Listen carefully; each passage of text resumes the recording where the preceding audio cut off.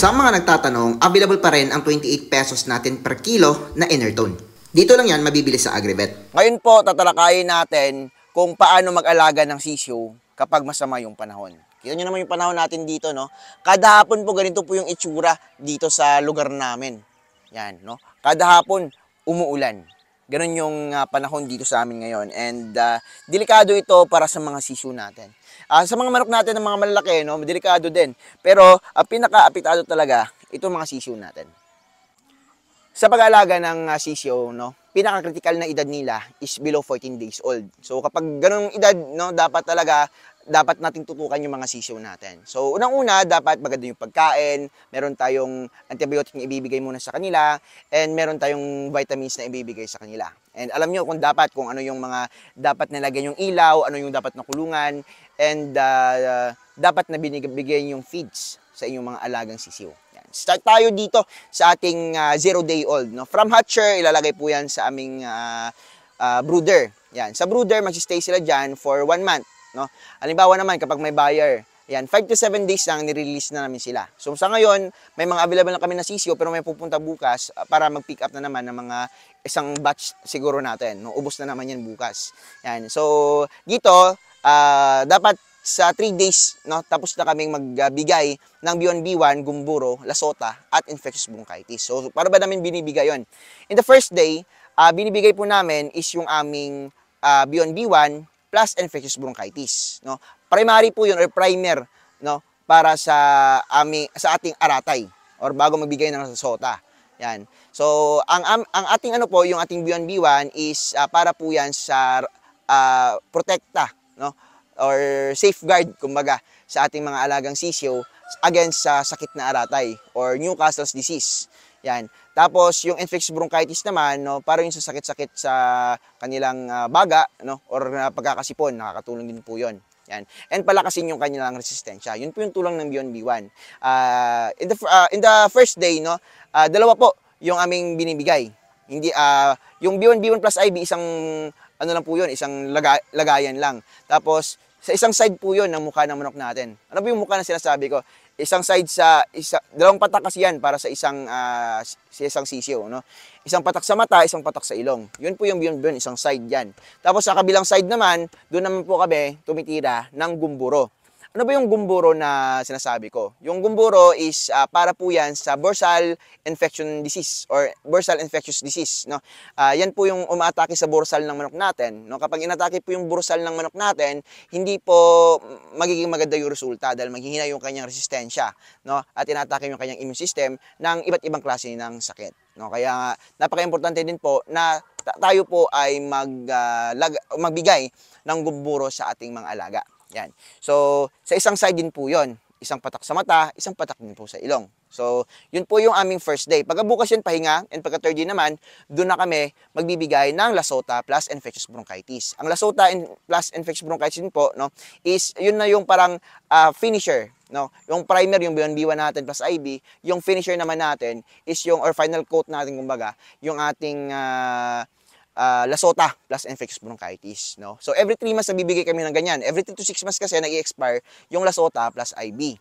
Yan. Tapos hindi namin alam, nakadepende kasi yan sa anong brands, no? At wala nakalagay dun kung anong brands man yung nag-i-expire ng 3 or 6 months. Yan. Kaya to make sure, every 3 months po kami nagbibigay ng lasota plus IB sa mga manok namin. No? So after 3 months na naman, magbibigay na naman po tayo ng ating lasota plus infectious bronchitis. So mura lang naman yan, no? Yun lang po yung binibigay namin.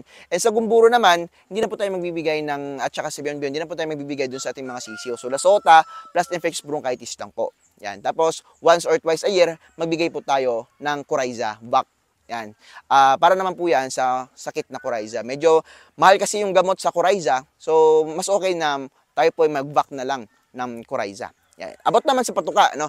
Sa patuka po na ginagamit namin dito, pwede kayong gumamit ng Vipro 1000, Integra 1000. Sa Galimax 1, okay din naman, kaso medyo malalaki yung granules. Kaya, pilmi ko, kung nakikita nyo yung vlog ko ngayon, baka pwede na paliitin yung granules nyo, no? Kasi nga, sa Galimax 1, okay naman, maganda naman yung feeds ninyo. Yun lang yan, sa Galimax 1, medyo yun lang, no? Medyo ano sila, medyo malalaki yung granules sa Galimax 1. Pero the best din po yung Pilmico. Pero sa ngayon kasi, sa akin, no, gusto ko quality, the best, and mura. So, marirecommend ko sa inyo is V-Pro 1000. Sa Integra 1000, kung halimbawa, walang V-Pro na brand sa inyong lugar, pwede din po sa Integra 1000. Okay din po naman. Yan, medyo mahal lang. Yan, baka pwedeng pababaan yung presyo. Yan, no? So, doon na tayo sa feeds natin. Sa feeds namin, no, V-Pro 1000 yung ginagamit ko. Ginagamit ko yan from 0 day, no, to 30 days old na mga sisiw. Yan. And binimixan po namin yan ng King's Vita Plus. Bakit nga ba ako nagmimix ng King's Vita Plus sa feeds ng sisiw natin? Dahil yung mga sisiw natin, medyo nahihirapan po yan sa pagtutunaw ng kanilang kinakain. Halimbawa, malamig yung panahon and palagi nagbabrownout sa inyo. So, kailangan nilang probiotics. Ang probiotics po, no, is makita din po sa King's Vita Plus. Kompleto na siya. May minerals, multivitamins, enzymes, amino acids, no. Marami pang iba, vitamin A, vitamin D3, vitamin E. No, kompleto po yung King's Vita Plus and may probiotics na siya. So, yun yung ginagamit namin para mabilis din po matunawan yung mga alaga naming sisiw. Yan, no? So, doon naman sa tubig nila, ano ba yung minimix namin? So, sa mga sisiw, no, advisable po talaga na gumamit po tayo ng vitamins and antibiotics. Sa mga talagang expert na sa pag-aalaga ng manok, katulad ko, yung binibigay ko rin, no, is antibiotics for 5 to 7 days. First, 5 to 7 days, nagbibigay tayo ng Panamox Forte, amoxicillin, tylosin, paracetamol, and carbocysteine. No, 4-in-1 po yun. Yan, talagang high on dosage yan, yung antibiotic na yan. And sobrang ganda. At maiwasan natin yung pagkamatay ng ating mga alagang sisiw. So sa pag-alaga ng sisiw, posibleng mamatayin pa rin tayo kahit ano natin. Yung dapat lang gawin natin is ma-minimize and alam natin kung anong yung dapat gawin natin. No? Kasi minsan may brownout talaga, may mga mahina talagang sisiw or hindi kaya. Yung mga mababait na sisiw, no, sila po yung talagang nadadali. No? Kasi nga, meron din pong mga bully na sisiw and sila po yung nabubuli, yung mga mababait. No? Ganun po talaga yun. That is the nature ng mga sisiw natin. Doon lang din sa tubig, no? Kailangan din po ng vitamins. So 5 to 7 days antibiotic. Pagka next week naman yan, vitamins yung ginagamit ko. Yung vitamins yung ginagamit ko is yung may CGF na, Chlorella Growth Factor, multivitamins, minerals, electrolytes. Yan, kompleto papasigla din po, no? At CGF, yung CGF po is Chlorella Growth Factor. Ito po yung nasa Cherry Fur, no? Pero andito po yan sa Intenso Plus, which is nakadesign po talaga para sa pang sisiw. Yan, para mas mabilis pong lumaki, mas mabilis pong ma-harvest. So mabilis yung kita natin. So yun po yung ating gagamitin, no, yung ating Intenso Plus. Yan, available po yan kahit saang Agribet nationwide. Yan. Kung hindi man available sa lugar ninyo, meron naman sa Shopee. Yan, session yung KBM Agribet Supplies. Yan. At syempre, no, tayo po yung mag-deworm palagi, no. Nagsisimula po tayo mag-deworm ng 4 to 6 months old. Yan. Pagka 1 month po pala, iba na po yung ating pagkain. Yung dewormer na ginagamit ko naman is yung Worms to Go, may albendazole and praziquantel, no. Talagang super effective and napapagaling niya yung manok na may dulot na or may epekto na ng damages ng mga parasites. So doon naman tayo sa mga 1 month old to 3 months old. Pinapakain nun is dapat doon na sa 2,000 na level. V-Pro 2000, Integra 2000, or Galimax 2. Yan, okay po yan sila. Tapos, hindi po dapat pure na commercial feeds kasi sobrang mahal. Yan, mahal po talaga. So, dapat haluan po natin ng 50% organic, 1:1. 1 kilo ng organic, 1 kilo din po ng commercial na feeds. So, yung ginagamit namin dito is yung V-Pro 2000 and minimixan po namin siya ng corn grits. Yan. Yun po yung minimix namin and minimixan din po namin ng King's Vita Plus. So, sa Agribet po, meron tayong available na feeds, which is yung aming PNC Start X, halagang 35 pesos, meron ka ng ganun kagandang patoka. Yan.